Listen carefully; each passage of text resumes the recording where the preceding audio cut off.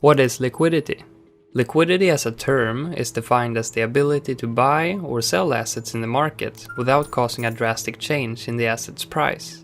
Liquidity can refer to two different areas, liquid market and liquid asset. Liquid market means that there are always investors in the market willing to trade.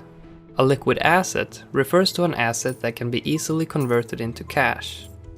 But what does this mean when talking about cryptocurrencies? As with any investment, you want to be able to sell and buy tokens quickly without a need to cut the price or wait too long for the trade to be matched.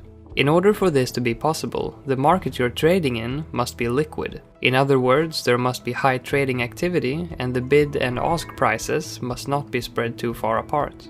Let's take an example from a seller's point of view.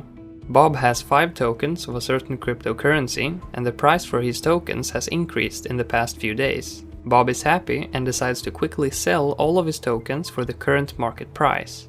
If the market is liquid, meaning that there are enough buyers that are willing to buy Bob's tokens for the price he is asking, Bob is able to sell his assets quickly and sell at the price he wants. Bob's trade does not affect the token price since there is sufficient liquidity to accommodate for Bob's trade. However, if Bob is asking to sell his 5 tokens at the current market price, and the market is illiquid or has low liquidity, meaning that there are not enough buyers willing to pay the price Bob is asking, he is required to lower his asking price or wait for the market to become more liquid to be able to sell his tokens.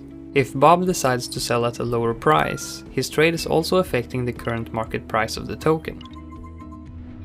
When looking to see if a market is liquid or illiquid, it's good practice to look at 3 important indicators: 24-hour trading volume, order book depth, and the amount by which the ask price exceeds the bid price, also known as the bid-ask spread.